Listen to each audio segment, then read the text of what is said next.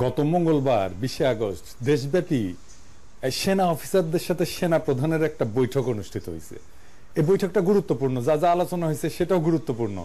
সেনাবাহিনীকে আমাদের জনগণের পক্ষ থেকে কিছু নির্দেশনা দেওয়া প্রয়োজন। ভুলে যাবেন না, সেনাবাহিনীকে অপেশাদার বাহিনী বানানোর কাজটা সুচারুভাবে করছিল কন্ট্রাক্টর বানায় হাসিনা। আবার দেখলাম ব্যবসায়ীদের সাথে মিটিং করেছেন সেনা প্রধান। হ্যাঁ, কেন ব্যবসায়ীরা গেছে মিলিটারি নিরাপত্তা চাইতে আপনার কাছে? ওয়াকার সাহেব, আপনি পারেন দিতে? তারা দরকার হইলে প্রফেসর ইউনূসের কাছে যাবে, শিল্প বাণিজ্য উপদেষ্টার কাছে যাবে, আপনার কাছে কেন নিরাপত্তার জন্য? আপনি কি পুলিশ নাকি হাউন আঙ্কেল? হ্যাঁ, আপনার কাছে যাইতেই হবে। আপনার কাছে যারা গেছে তারা প্রফেসর ইউনূসের কাছেও গেছিল, এই যে দেখেন, আবার আপনার কাছে গেছে কেন জানেন? এটা গল্প বলি, ঢাকার কিছু এলিট 1971 সালের মার্চ থেকে ডিসেম্বর পর্যন্ত পাকিস্তানি সেনাবাহিনীর অফিসারদের দাওয়াত করে খাওয়াইতো নিজের ভাষায়। তো পাওয়ার দেখলে কিছু লোক আছে পাওয়ারের চাটতে চায়, তাই পাকিস্তানি সেনা অফিসারদের চাটতো। আবার 16 ডিসেম্বর হইলো, সে একই লোকেরা ইন্ডিয়ান আর্মির অফিসারদের ডেকে ডেকে দাওয়াত খাওয়াইতো, মানে পাওয়ারের আর কি, চাও। তো আপনার পাশে যে দুইজন আছে না, আপনার এখন হোগা চাটতে গেছে, তারা হাসিনারও হোগা কেমনে চাটছে দেখেন, এডিটর সাহেব দেখান একটু। এই জন্যই বলি শেখ হাসিনার সরকার বারবার দরকার।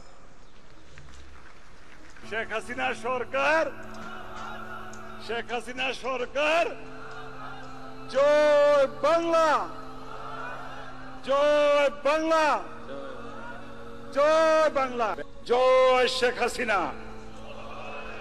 আরেকটু জোরে ভাই, জয় শেখ হাসিনা, জয় শেখ হাসিনা। যাই হোক, এবার সবার প্রসঙ্গে আসি। কেমন আলোচনা হয়েছে? এ সবাই কর্মকর্তারা যথেষ্ট উত্তেজিত ছিলেন, যা বোঝা গেছে আর কি। আর অতীতের অন্যান্য সবাই খুব কম অফিসার প্রশ্ন করতেন, কিন্তু 20 আগস্টের সবাই অনেককে প্রশ্ন করার জন্য হাত তুলতে দেখা গেছে।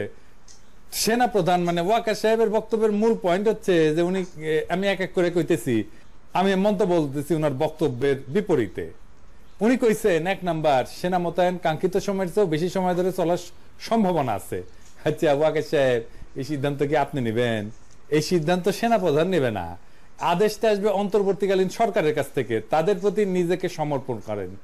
একই সাথে গোপনে নানা রাজনৈতিক দল, ডিবি, এনএসআই, ডিজিএফআই পরিচালিত ইসলামিক দল এবং গোষ্ঠীগুলোর সাথে দেখা সাক্ষাৎ বন্ধ করেন। এই জিনিসগুলো খবর আমাদের কাছে আছে।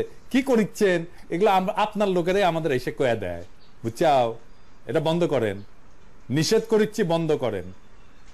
সব কয়া দেবো কিন্তু কি কি করিচ্ছেন তাইলে। বিশেষ করে শেখ হাসিনার দুঃশাসনের সহযোগী ব্যবসায়ী সমাজকে প্রশ্রয় দিবেন না। ভিডিওটি যদি ভালো লেগে থাকে তো অবশ্যই আমার চ্যানেলটি সাবস্ক্রাইব করবেন। আজকের মতো এখানে শেষ করছি। আল্লাহ হাফেজ।